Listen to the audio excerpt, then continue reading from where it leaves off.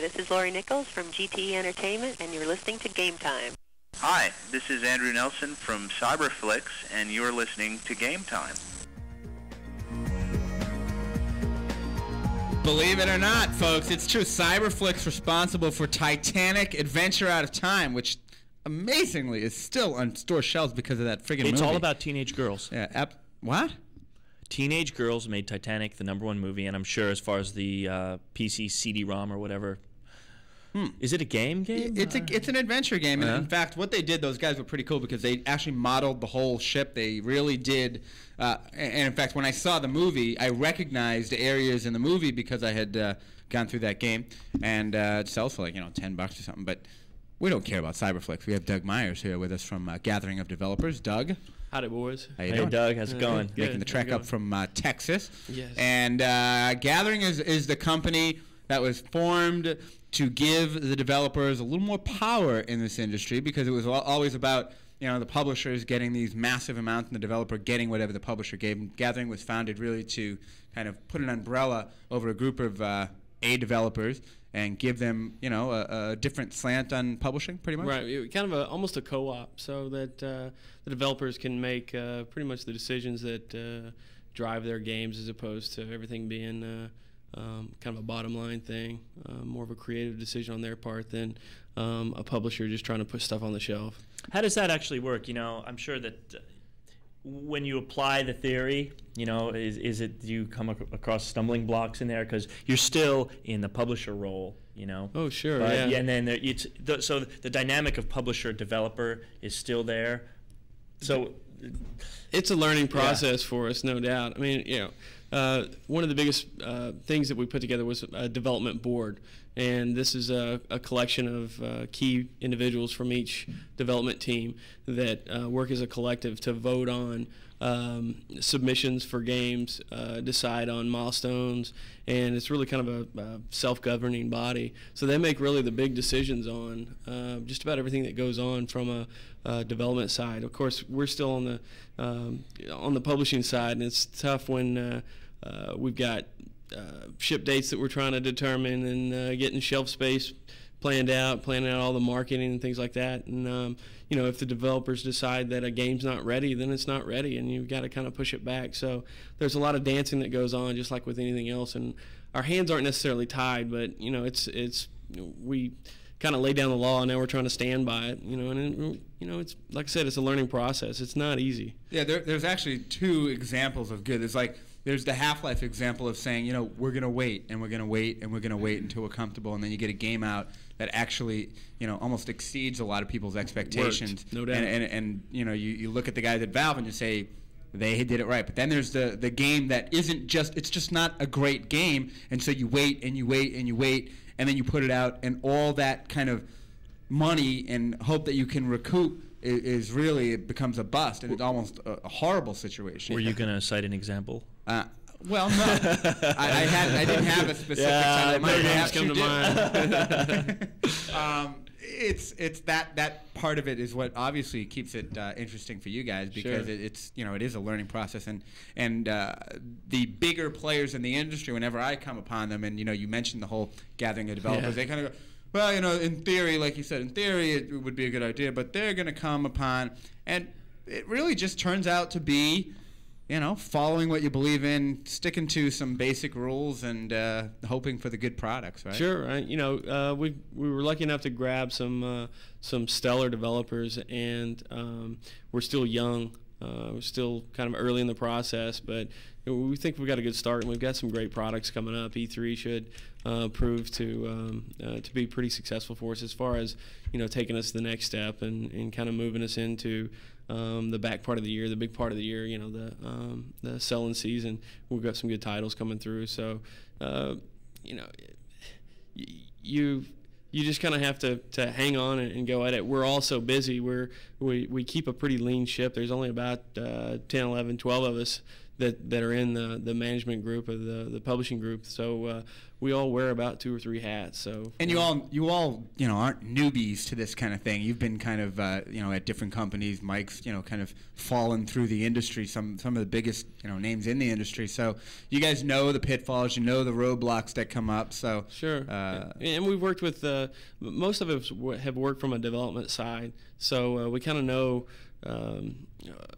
the process of what it takes to make a good game. So we're willing to try to be patient and let these guys do what they do best. Most the games that we have coming up are all proven guys, and we feel pretty confident that their games are going to do well. Let's talk about some of those guys. What is the lineup of developers that are under the Gathering umbrella right now? Well, we've got Epic, which really pushed out our first game, Jazz Jackrabbit 2. It was really kind of a game to cut our teeth on. We've got Pop Top Software, which is really a small group. It's amazing that 5, 6, 7 guys can turn out the stuff that they do.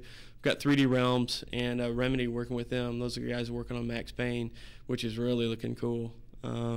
We've got Ritual, which is there in Dallas with us, Terminal Reality, Edge of Reality, both Dallas developers, and who am I forgetting? Is that 6? We've got 6 founding. I wasn't counting. Pop Top. Yeah, we've got 6 founding developers, and then now we're starting to take on a couple other projects. What's the story with Rockstar Games? Rockstar is a division of Take-Two, actually, and they'll be handling kind of a special division to handle certain console titles for Take-Two. Okay. We're really kind of the PC side for any of the Take-Two titles. They're pushing more of the PC stuff our way. Now, one of the things that I saw at Melia was Jim Bloom from your company was talking about KISS. Now, talk about this, because KISS has gone through, the ringer. I remember growing up, and I remember the KISS movie, and I was freaked out by these guys, and it had that dark side to them. Over the years, it's kind of, they disappeared for a while, and it seems like there's a huge resurgence of not only KISS fandom, but KISS music and KISS comic books, and the whole series is really coming about again. Yeah, they'll never die. I party every day. Yeah, it's a great tune. The KISS army is strong out there. But, the game that Third Law is going to do is based on the KISS Psycho Circus comic book series by Todd McFarlane. And it's really a cool comic book series. And obviously, they're playing off the KISS name and going to feature the four main guys in that, but it's more directed off the Psycho Circus comic book. So is there a movie also? How does Todd McFarlane, the guy that did Spawn, he's somehow connected to the movie, or? Yeah, there is a movie, a KISS movie that's coming out, and I haven't really seen too much from that. We're obviously trying to time up the game with that. Right. It's Todd stuff with the comic book, so it really fits in for a game. They're kind of taking an approach with a kind of a Doom style of gameplay, really fast and furious. A lot of really cool characters. Is it going to be first person, or? Yeah. Cool. So we're looking forward to it. They're moving on it pretty quick.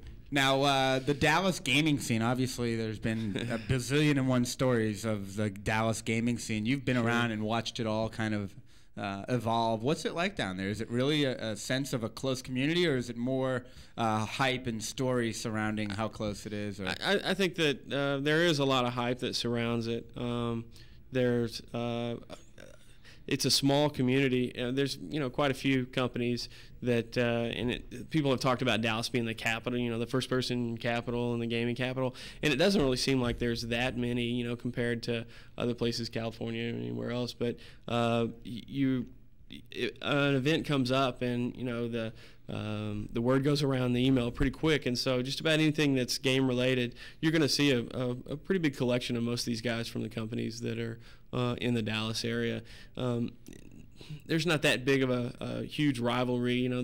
There's always the chest beating that goes on with anything. But release dates and all that kind of stuff. I think that's more just kind of more of the trash talk gaming approach. The whole persona and the whole playing the game, the deathmatch thing.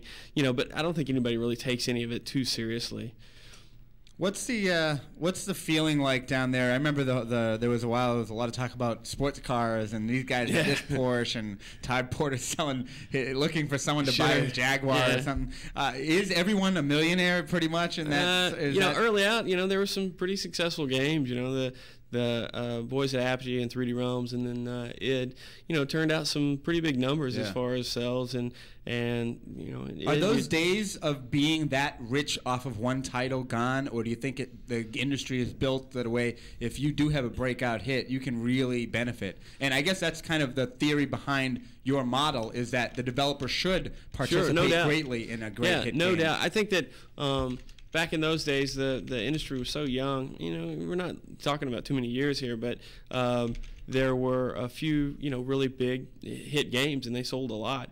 I think the competition has grown quite a bit, so you lose quite a bit of market share with so many games coming out. Doom, Quake, there wasn't any games like that, and they just sold.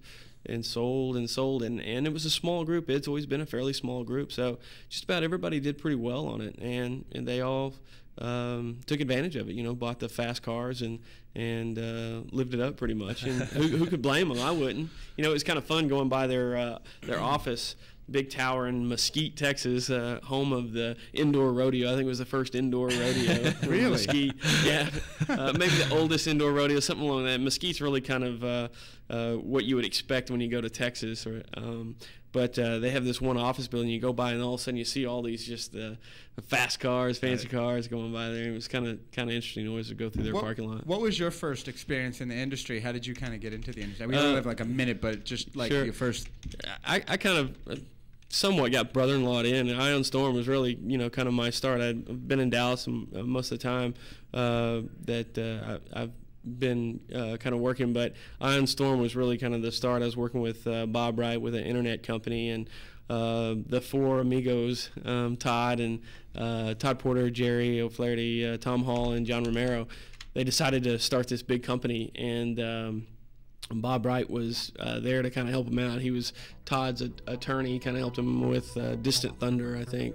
And they just kind of absorbed the small company that we were, and it became Ion Storm. It's amazing that, we talked to Doug for one segment, and just as we're about to go, he brings up being a part of that Ion Storm. There's like 4 hours of show that could follow that conversation, but we're going to let you get back to what you're doing here, and we're going to bring in Jeremy also to talk about what's going on. Thanks, Doug. And we'll be back right after this break. Thanks. We'll be back with more right after this. Don't fast forward ahead.